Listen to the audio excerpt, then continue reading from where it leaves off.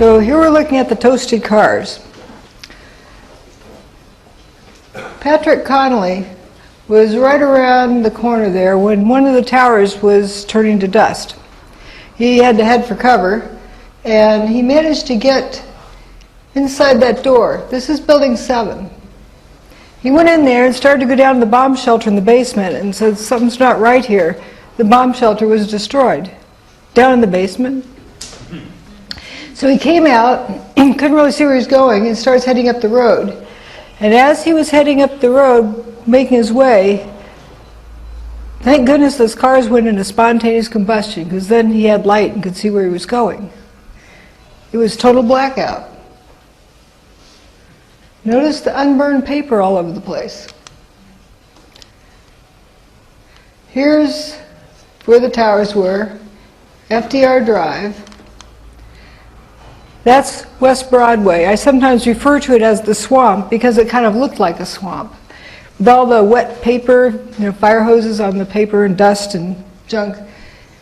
Only the cars there were toasted. That's the toasted car park. FDR Drive. Now some folks believe that the cars were towed there. Well, not all of them were towed there. I don't know if any were, but I know some were not. There's a first responder down here who witnessed the spontaneous combustion of these cars, and like George Stephanopoulos' friend, was trying to explain it away and thought maybe a fireball got loose from one of the towers and rolled down the street and caught the cars on fire. That was the best he could come up with.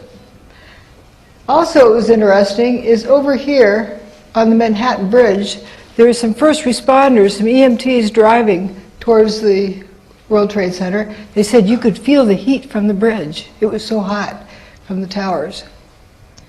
But paper over here was not burned. How could you feel heat from there? I'll bet you felt something and interpreted as heat. Some kind of energy field. Because that's quite a distance away. So now we're going to look at where Patrick Connolly walked up West Broadway. Again, there's the car park, and there's West Broadway. It goes right past Building 7. So he came out of that door from Building 7 and started walking up. And this distance all the way up here, just, end-to-end toasted cars.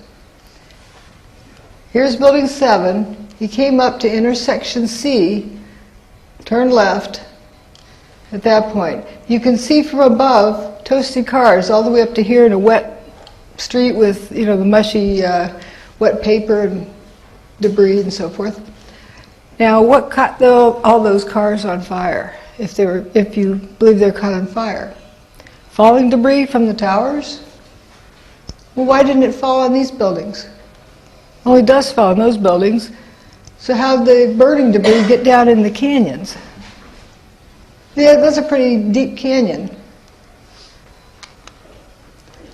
Here's Building 7. It was early enough in the day that you don't see any fire yet coming out of Building 7 or it doesn't look like it's in distress. This bus, to me it doesn't look like it burned up. Burnt things usually look black and then soot. I don't see any flame marks. This car here looks rusted. That's pretty fast for steel to rust.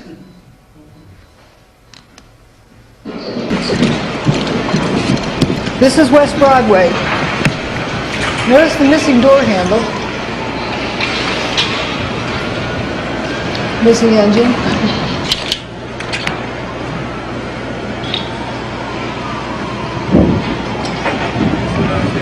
Go, let's go. Go. 3, 2. Oh, man. More debris falling from a nearby building, the World Trade Center. We're at West Broadway and Barclay. Very difficult to breathe here, but look around. This must have been ground zero where this thing blew up. Car after car after car. Buses completely obliterated and burned straight down to the steel. Behind me.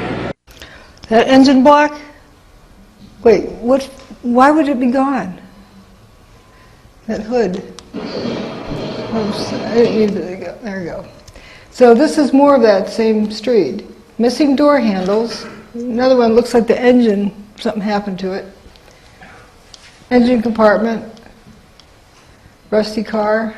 This is still early in the day. Building 7 is still in good shape. I don't know what that is. It kind of looks like a leg on the pavement there. But some strange things. Notice the trunk lids popped open. Doors open like the latches disintegrate quickly. This police car is interesting. Right at where the door seam is, it's toasted back there, but not up in the front. As though the rubber gasket seals it, like, electricity. Don't know. Nice tire. But strange disintegration or toasting. Now, folks say, well, yeah, car fires are like that. I can tell you the difference between these cars and a regular car fire. Look at this windshield, or lack of. It looks like it was wire brushed almost, ready for another paint job. Cars that have been burnt from a car fire, you'd find scraps of glass left in the corner somewhere. This is like everything gone. Here's the corner where Patrick Connolly turned. It was pitch black. You couldn't have seen your hand in front of your face if it weren't for whatever this was. It looks like fire. Now, there's things I call Cheetos. Looks like little Cheetos on the ground. I brought along from the United States example of Cheetos. They look just like that. There's little orange things. Ah, now you know. What you call it, what's-its here? See how this look like it's little orange glowing things? Now you're not going to confuse that with snack food, but I'm pointing out that there's something weird about it. This orange thing, it doesn't really act like hot things would. And so I sometimes refer to this as a Cheeto fire. I don't want to make it assume that it's a regular fire. It may be, but maybe it isn't. This sure isn't regular. This is a contrast, high contrast version of this. Look at this fire on what appears to be fire on the side of the van. What's burning? Just the side panel of the van has flames coming out of it. And I didn't see one bit of evidence showing a gas tank or a petrol tank exploded. They didn't seem to explode. It was something else going on. Paper, not burned.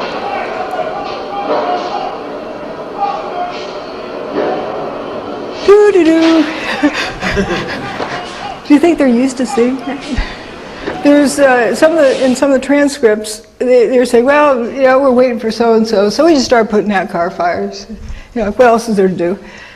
But it was also interesting that some of them said initially the water had no effect on these fires. Hot things glow, but not everything that glows is hot. Yes, hot things do glow, but just because it's glowing doesn't mean it's hot. I don't know if you have fireflies here. Yes, they glow. They glow probably from a chemical type thing. Also, these are, I guess, incandescent bulbs, but there's also fluorescent bulbs. They produce heat from different mechanisms. Fluorescent bulb, you wouldn't want to unscrew it while it's hot. Fluorescent bulb, no problem. So there's a different mechanism. Thinking about that, all right, you have what appears to be unburned paper, something glowing. And someone in the truther movement would often say, see, molten metal. Wait a minute, molten metal from heat? Oh, why isn't the paper burning? You got these orange Cheetos over here. And sometimes you have Cheetos sitting on paper, paper's not burning. That doesn't make sense. Another big thing with this is that this is aluminum cladding from the buildings. Pure aluminum melts at about 660 Fahrenheit. Centigrade. It's lower, slightly lower if it's an alloy. So no more than 660 centigrade, probably 600 centigrade is the melting temperature of the aluminum cladding, somewhere in the low 600s. To get this much, white hot, yellow hot, it's got to be like 1100 centigrade. Houston, we have a problem. Why isn't this drooped over? Aluminum glows, but when it's a puddle. Here's a close-up view of this corner. It kind of looks like the aluminum is even glowing.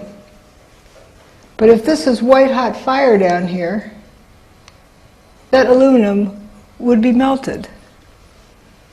So it appears that it's glowing for a reason other than heat. Now, fluorescent bulbs, kind of a use of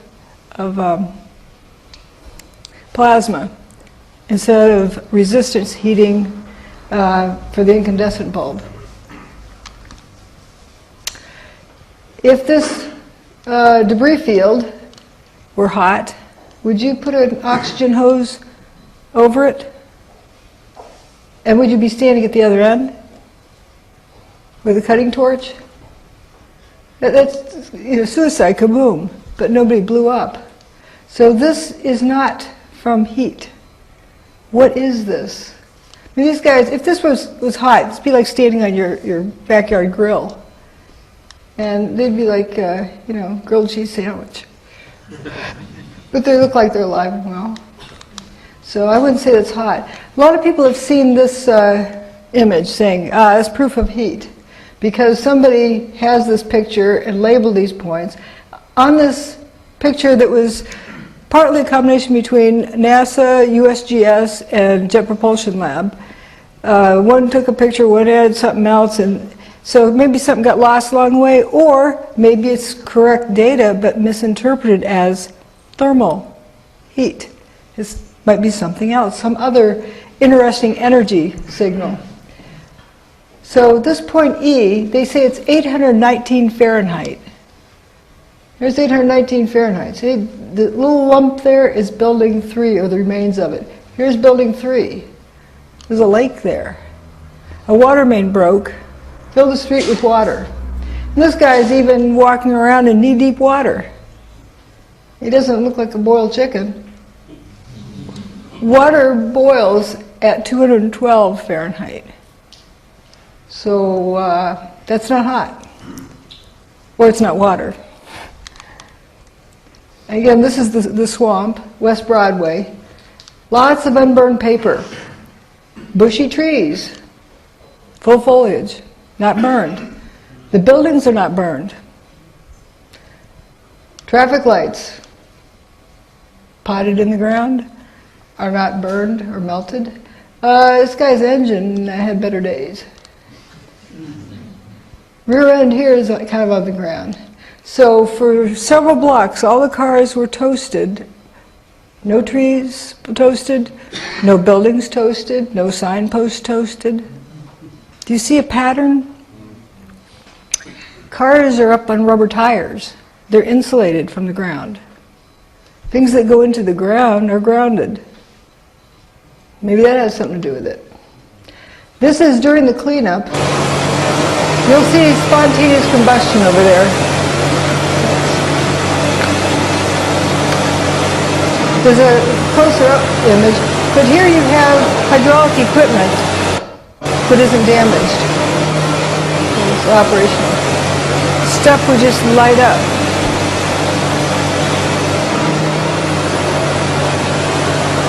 People would say this is fire burning for 99 days. Well, it's not hot fire.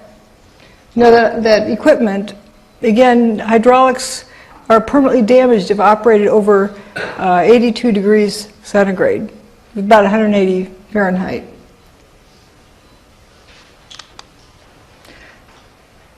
This one is The kind of women go interesting. in and out of ground zero up to 10 times a night, often until 2 in the morning, delivering whatever it is rescue workers need to do their jobs, like the ones working in the hotspots. Steel-toed boots is one of the biggest things. Steel-toed boots? Steel-toed boots. Out still on the rubble, it's still, I believe, 1,100 degrees. The guy's boots just melt within a few hours, and they're burning their feet.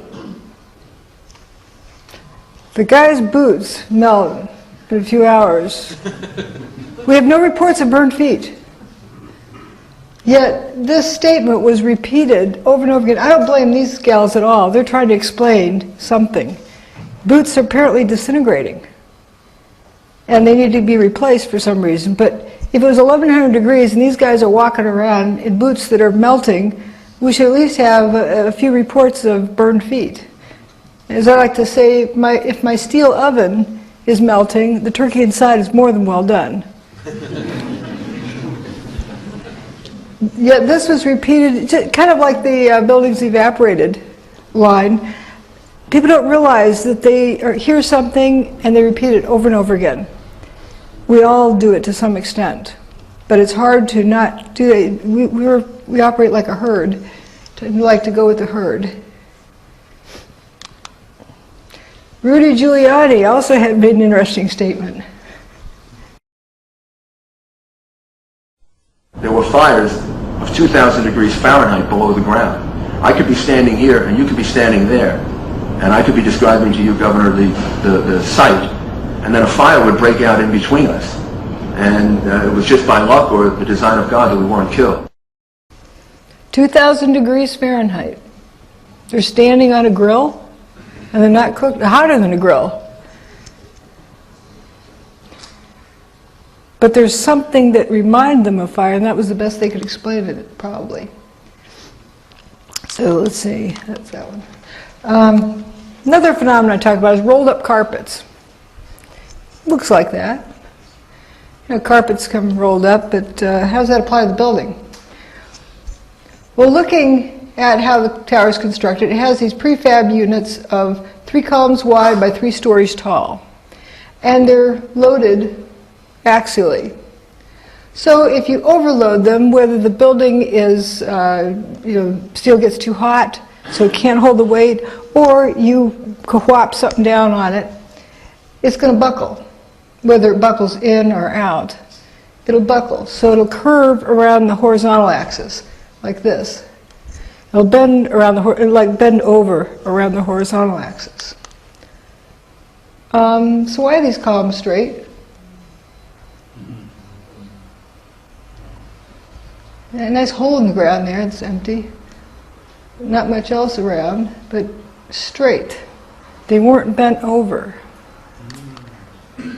There were some columns that were bent, but when things, you probably squashed aluminum cans, you have a very sharp corner on them. Not smooth like that. And these are not even cracked. I don't know how you could bend that even if you heated it. A smooth bend like that without cracking it. More than 180 degrees.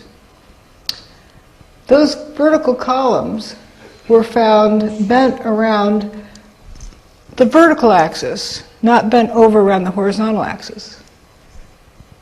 They were curved around the vertical axis. Doesn't make sense. They kind of look like a rolled up carpet.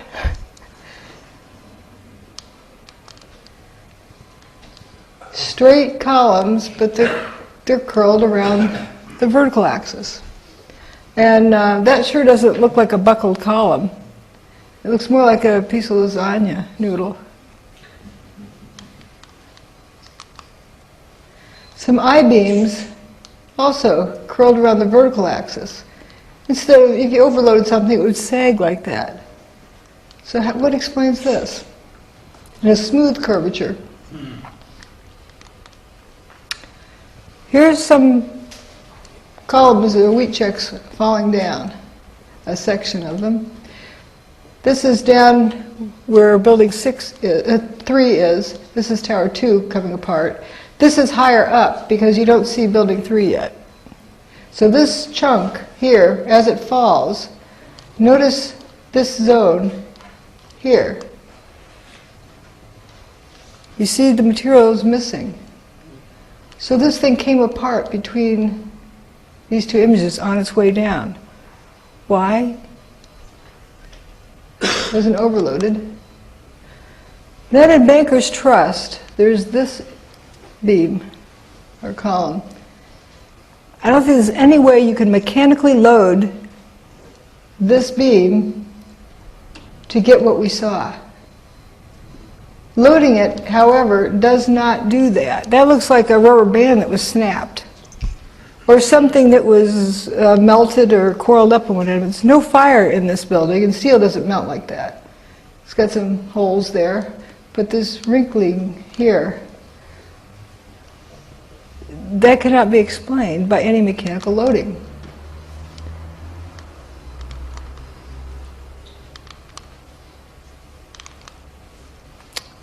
Proof of concept. Something caused this. I can't tell you what caused this because I'm not the one who ran the equipment, but I can show you something that can replicate all of the effects we've seen. Here's these columns we saw at the World Trade Center. This is what someone has done in their lab. This metal is not kinked, not buckled, smooth curvature. This is solid copper, about 2.5 inches in diameter. And this is solid molybdenum.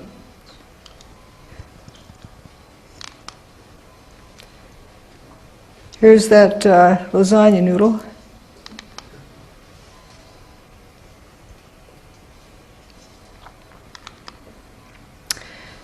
Now we have WFC1. What's interesting, again, no pockmarks in the surface from being like machine gunned. The windows are busted, and the marble facade. 100% of the marble facade is missing, kind of like porcelain toilets. And we have this parking problem in front. This car is toasted, but this one has the tires that go in the wrong direction. It's upside down. Doesn't look too toasted. The inner pane is still intact, but the outer pane is broken. Rocks don't do that. So we have evidence of levitation and toasting or levitation. Here's evidence of, more evidence of levitation. Street, and I picked up the camera just out of habit. And something in the back of my mind said, run, run, run. And never in 20 years of shooting in New York have I run from an assignment. But something in the back of my head just said, run. And as I hit the corner of Liberty Street, it was almost being picked up by a tornado, almost being picked up by a wave. It was like being picked up by the black cloud. That black cloud had substance. It was like night, but it had a solid feel to it. It was like gravel, hot gravel, and just picked me up and tossed me about a block. At one second I was running, and the next second I was airborne. And I lost my glasses, I lost my cell phone, I lost my pager, but managed to hold on to both cameras. But it threw you for a block? I was back down at Ground Zero last week and walked the area where I have a pretty good recollection of where I was and where I wound up. And it was just under a city block.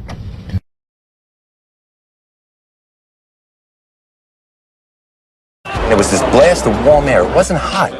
It was warm. And it picked me up and threw me up against the wall of the building that was... You were picked up off the ground? Physically picked up off the ground. I remember an explosion. At that point, I got knocked out. I don't remember anything. Then I got up, and I looked out the window because the windows exploded, and the street below caved in.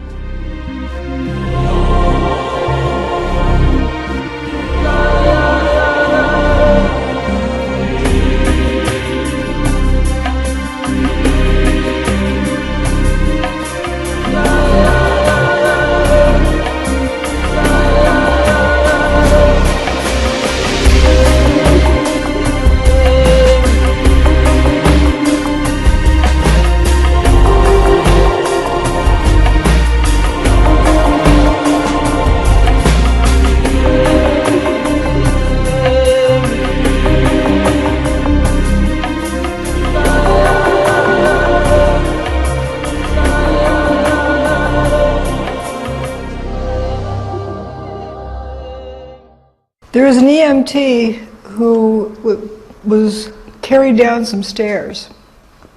She didn't know how she got down there, so best explanation she could come up with is that she died, and God picked her up and carried her. She floated down the stairs. Also, those first responders who were in the bottom stairwell of stairwell B of Tower 1, while the tower was coming apart, they talked about having been floated up and down the stairs. They thought maybe they were being tossed, but they were going from the 3rd floor to the 4th floor to the 3rd floor.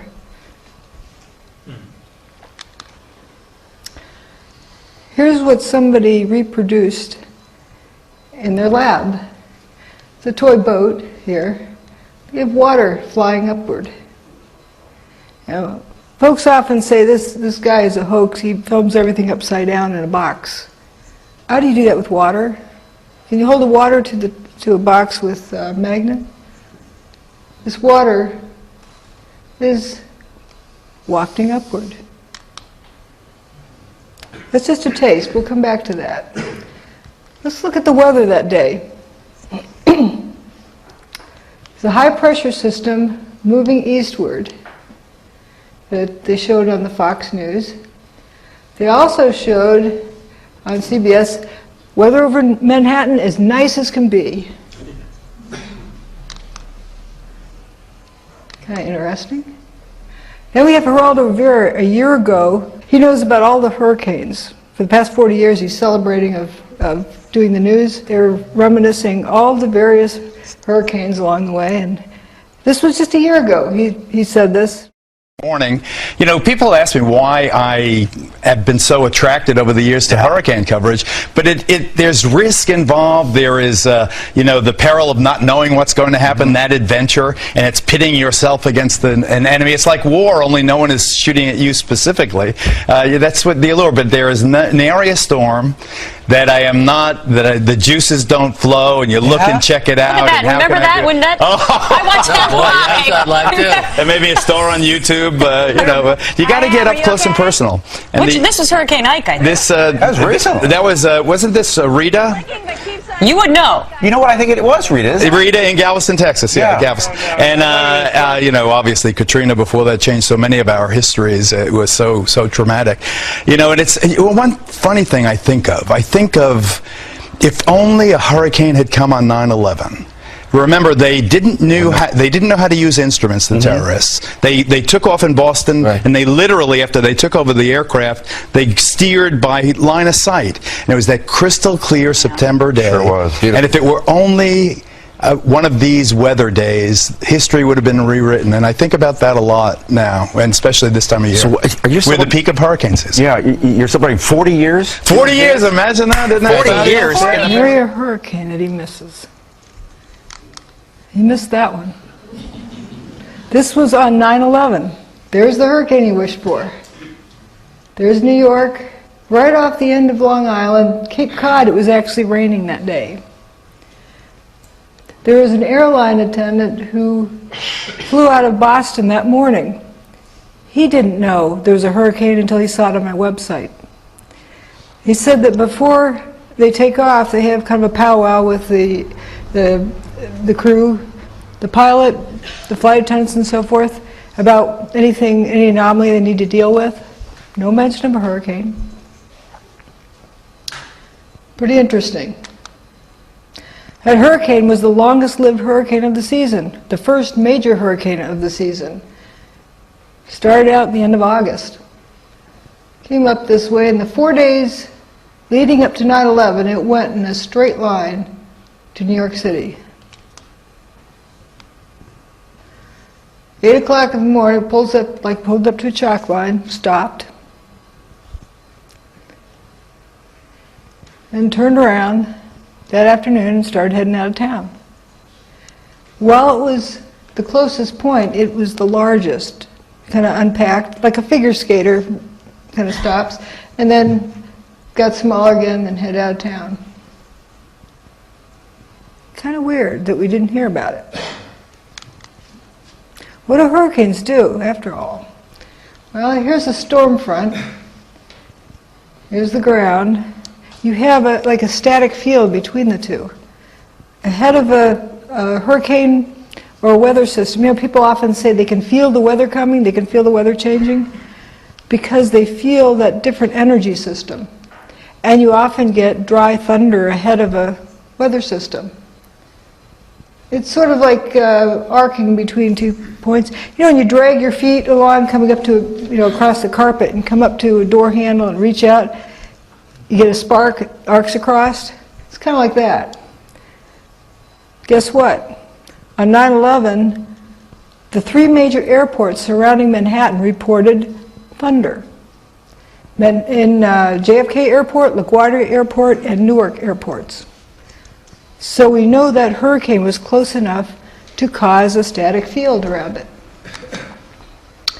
Here's what was shown on these four networks about 10 minutes to 15 minutes before the North Tower got its hole, before the first event of the day. So there's no reason to not have business as usual. I drew in these red arrows pointing out the lightning all around the perimeter of the country. Because there's this high pressure system, and all around the edge of that you had an electrical storm going on. But here's what should have been shown. And a weatherman that I know, Scott Stevens, said, like, how much effort does it take to put an icon on the map? Here. This is the approximate size of the hurricane and the location at that moment. In full view, it's right against the coast. Let's look at the Earth's magnetic field. Oops. Several days before 9/11, it was kind of uneventful. Now, this was recorded in Alaska, ground-based magnetometers at 6 different locations. I also looked at satellite magnetometers. That was uneventful until about a day later, until a day after 9/11. So there was no space storms, you know, the sun didn't have any coronal mass ejections or anything like that in this time period.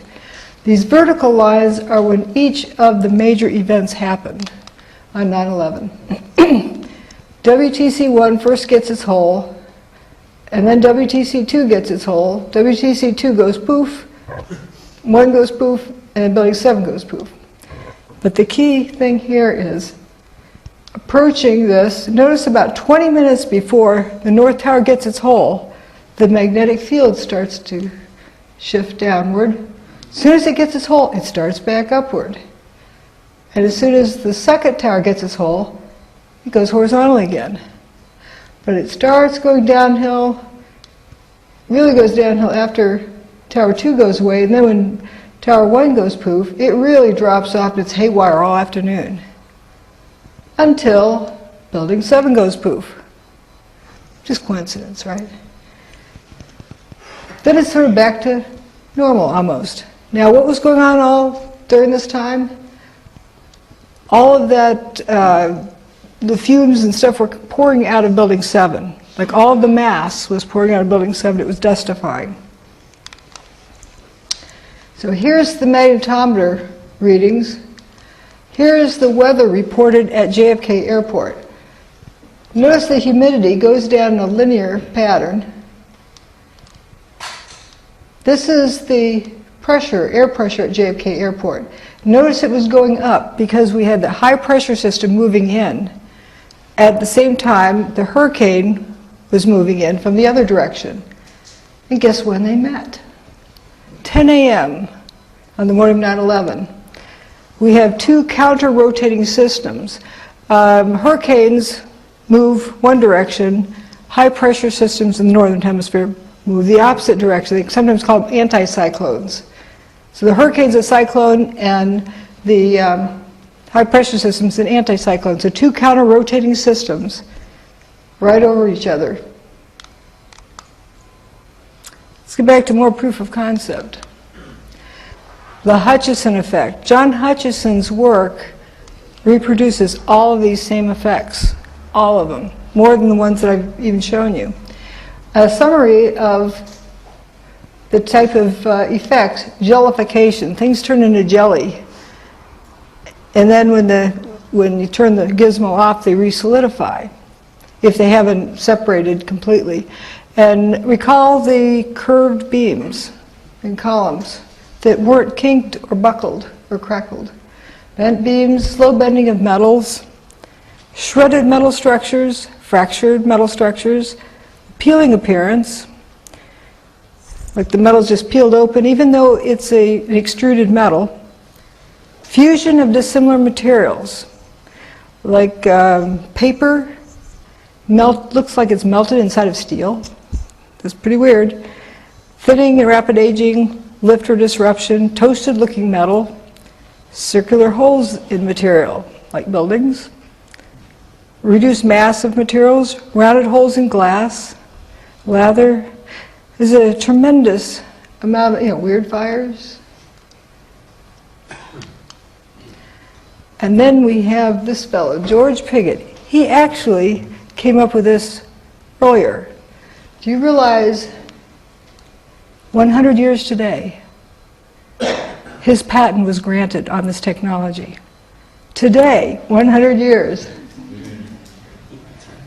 Here he is with his little bow tie on, observing his experiment.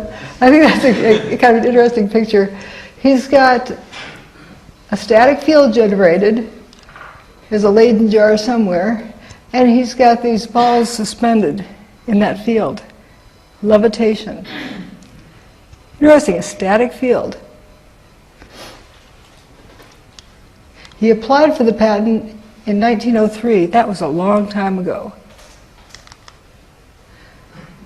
Thomas Townsend Brown did a lot of work on anti-gravity. Ed Leedskalnin built Coral Castle in Florida. He's said to have been about 100 pounds, but he'd lift 15-ton stones. Somehow.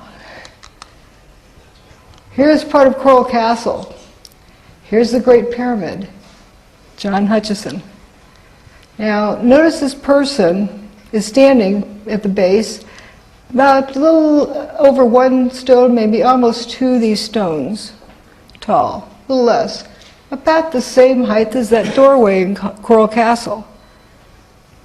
Turns out the size of these stones is just about the same as, or the weight is just about the same as those of the Great Pyramid. Some of the stones that Ed Leedskalnin lifted were even heavier than the heaviest stones at the Great Pyramid. How do you do that? A 100-pound guy? He had a little tripod with a chain on it that couldn't have held very many pounds. But he had that gizmo with the magnetic flywheel. Now we're going to look at a sample of John Hutchison's work. See, he's still amongst us. He had another birthday a few days ago. He can demonstrate this in the here and now. I can't go back and visit George Pigott or Nikola Tesla. But I can go visit John Hutchison and see a demonstration of this. And here's an iron block, 2 inches by 2 inches by 7 inches tall, solid iron. This is what it used to be. This thing buckles over, and notice the fumes coming off of it. They'll come off partway through, and we saw fumes coming out of a door handle. See this door handle? This is at on 9/11.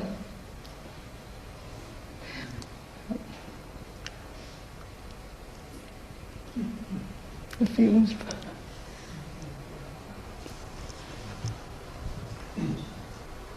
It's a broken window. If something needs to vent out, why doesn't it go out the window?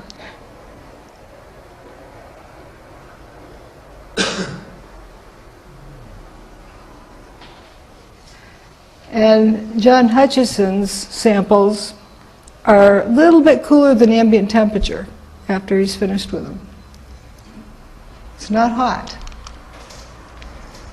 Kind of reminds you of these, what look to be fires, the Cheeto fires and Cheetos in the ground. They're orange, they're glowing, not necessarily hot. John has a boat, toy boat in the water. Notice when he turns the power off, you can see when it's going because the water jumps up. The boat goes into spontaneous combustion.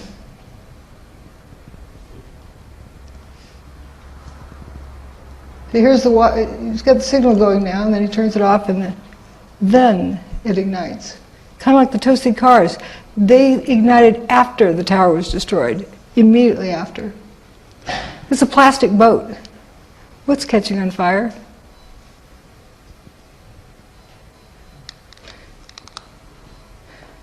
This thing's kind of interesting.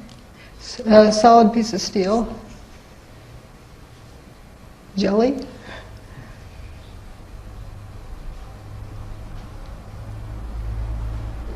Now watch this piece of steel here. In this area, it'll come apart and move.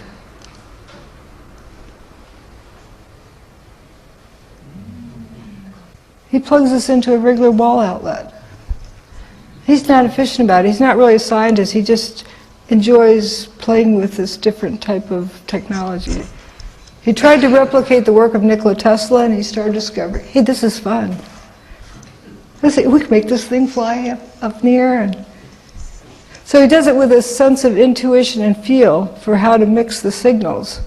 What he does is create a static field, and within the static field, he interferes radio frequency signals, like microwave, as an example. It's not the microwave signal, and it's not the static field.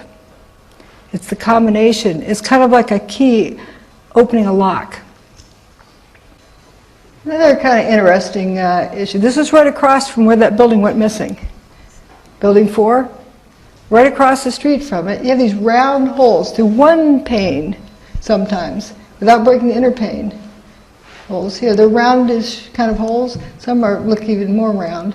If you throw a baseball through it, I'd love to see a kid ask the teacher this. Teacher, when I throw a baseball through the window, it looks like a spiderweb pattern. Why doesn't that look like that?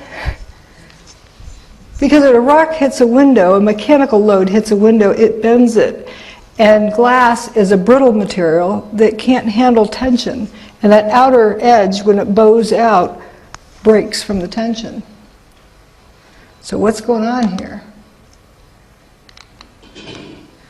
This is actually done in someone's lab with longitudinal energy waves. This is kind of an analogy I drew. Imagine this, turn it sideways and drop a pebble into a pond and it sends a ripple out. Imagine something not a mechanical load but another kind of load that sends a ripple outward. I wonder if that's what makes that round hole. It is very rounded. Let's go back to look at it. Keep jumping around because all these things kind of come together. Hurricane Andrew. There's a 2x4 through the palm tree. How does that happen? Plywood. And I'm sure you've heard of straw through trees. But we're told, we don't know this, but we're told the straw is flying so fast it goes through trees. Does that make sense? If you stop and think about it? Because force is force. Equal and opposite forces on the two. How can straw build up that much force to go through a tree? Well, it turns out that with John Hutchison's work, he's got this knife in this aluminum block. He's also got a piece of wood in aluminum. Wood would burn up if you heated it hot enough to melt the aluminum. But they blend into each other. It's as though when the signal is turned on, I say it's sort of analogous to musical chairs. While the music's playing, people are walking around, you take one of the chairs away, and then when the music stops, people are supposed to sit back down, and somebody misses out because they don't have a chair. Well, think of the atoms and molecules like that. They kind of let go and they're up and moving around when the music stops. They try to grab onto something and some of them miss out. And I think that explains some of the rustification that we see. But it explains also the jellification of some materials. Then when the signal stops, it resolidifies. Let's think of what hurricanes and tornadoes do. It's a lot like a Tesla coil. And also creates a static field. Now these are a little bit out of place, but it's interesting, this rustification here. So we're talking about, I guess actually it's in the right place, musical chairs. When the steel the music's playing, the molecules and so forth let go of each other. Structural steel isn't just iron. It's mostly iron, but it has a few other doodads added in, like carbon, so forth, to help its structural properties and to help it be more resistant to environmental effects. Steel does not rust that easily. Iron rusts instantly, just about. Get an iron skillet, leave it in your sinks with water in it, you come back, it's bright orange. Unless it has a layer of grease or something on it. But it's easily rusts real quickly. Steel does not. So how do you get steel to rust like iron? Let's say it was the musical chairs type of analogy was going on, and the stuff was floating around so much it didn't quite grab back in with the carbon atoms and so forth, and it's turned into pure iron on the surface. Then it would rust like that.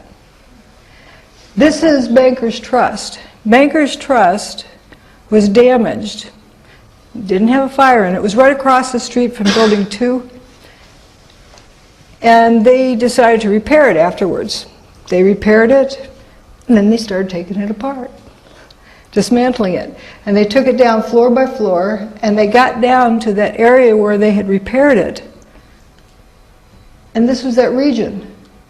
That's where all the rust is. Pretty weird. That looks like it's been at the bottom of the ocean for 100 years. So for those who need to compare ideas, what I present is not a theory. I present evidence, and I have evidence of something that can mimic all the effects.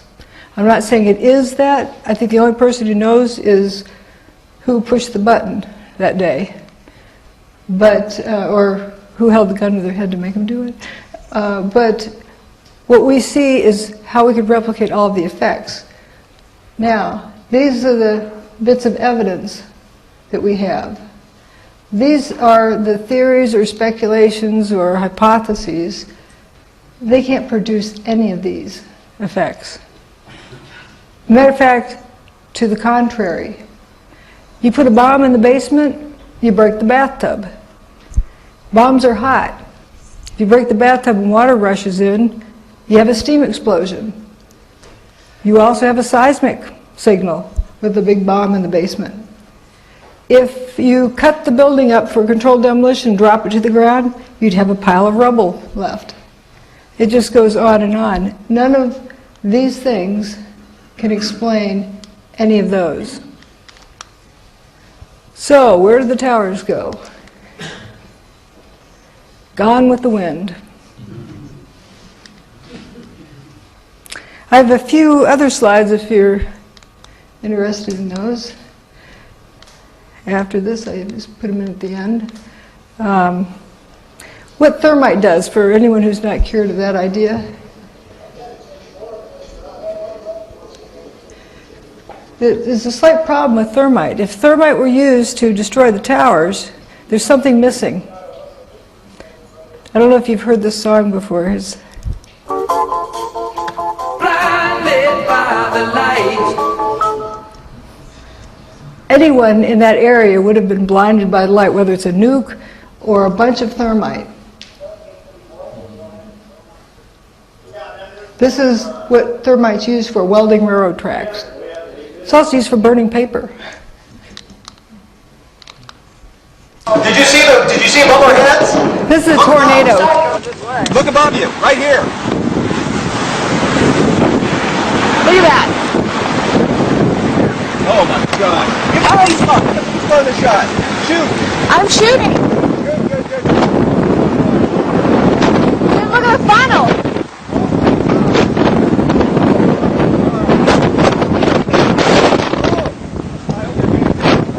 Oh my God, look at the funnel. This is incredible. We're backing up. We are. Oh, I hope he backs up. He's going to be right in the middle of that. We're backing up. Oh my God, are you getting this, Katie? I'm getting it. I gotta get some shots. I gotta get some stuff. Hang on. Ow! Sorry.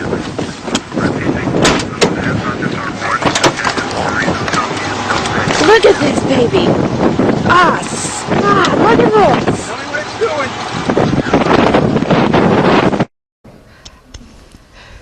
folks think of tornadoes as being like a vortex, that, like a toilet draining that comes down from the sky. It's an energy field, a vortex type of energy field that happens to occur naturally. This one started from the ground up.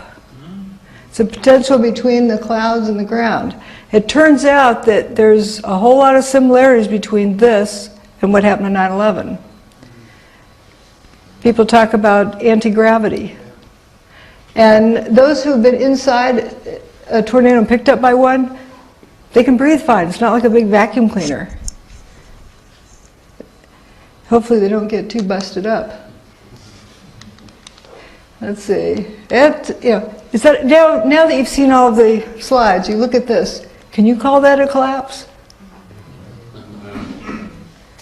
That is a new process we've never seen before. This looks like a squirting out.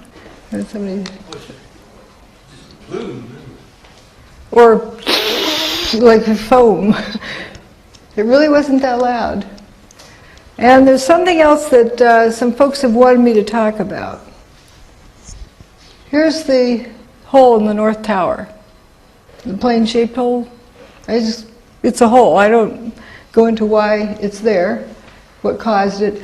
But what I will say is this little slot here, airplane wings can't do that.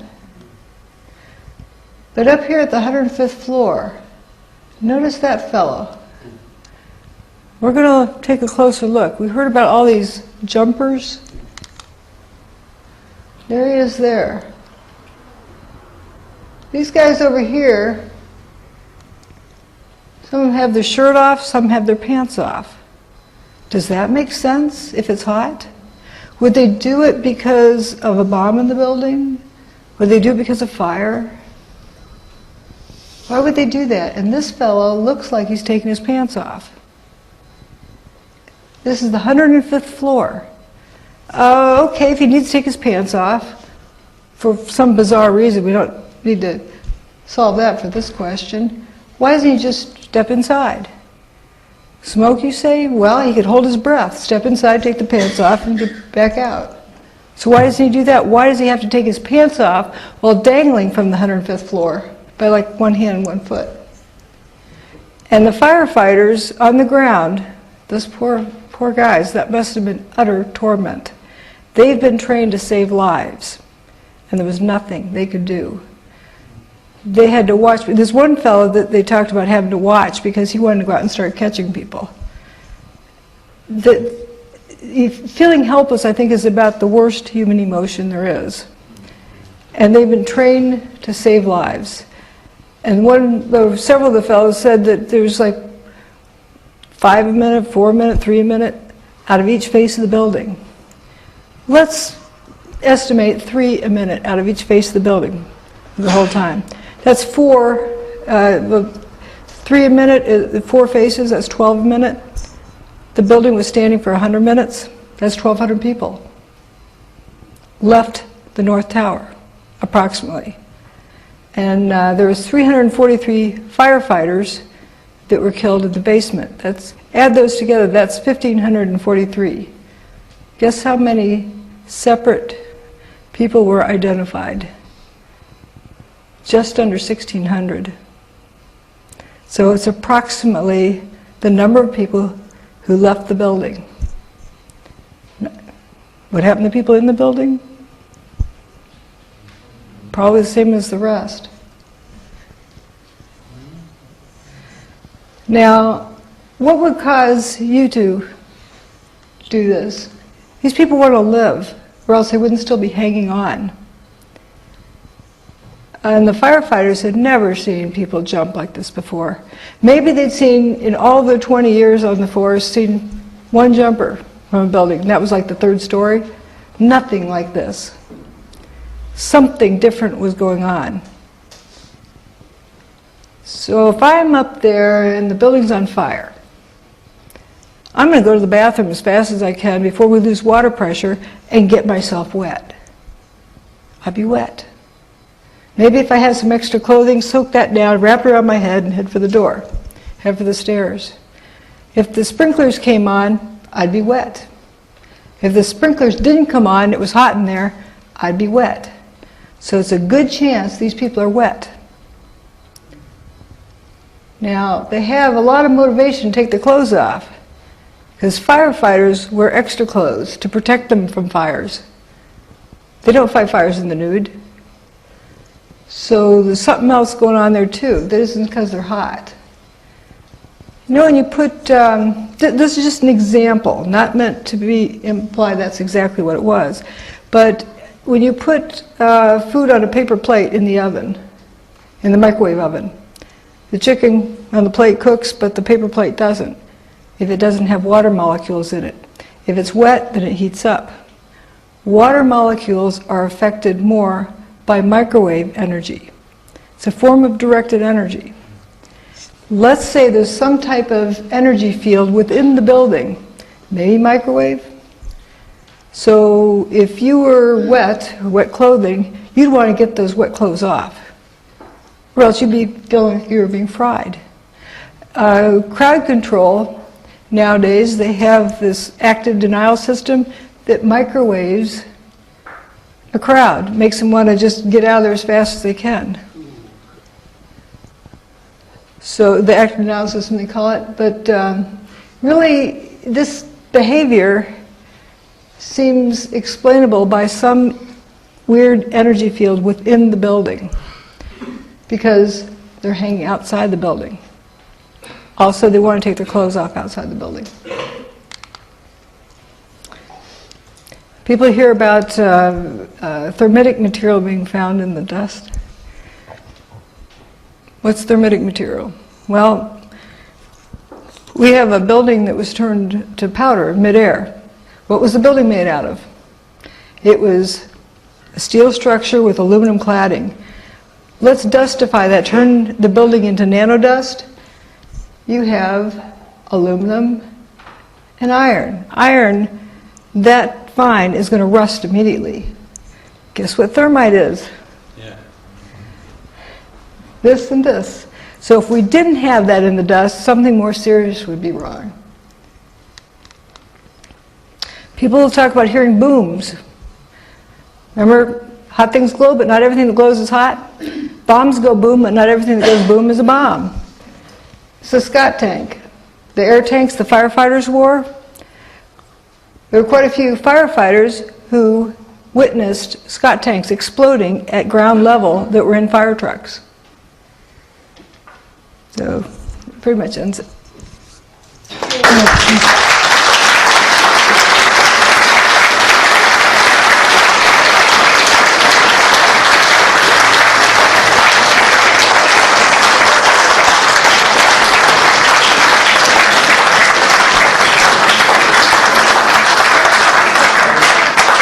I would like to say something here. I am just kind of overwhelmed by you folks. An audience who wants to hear about this, who wants to understand. It just really warms my heart.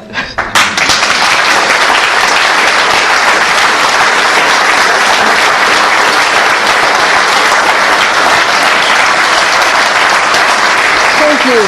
Thank you.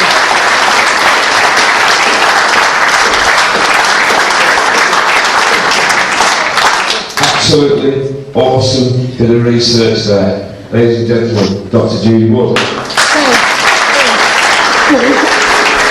Thank you.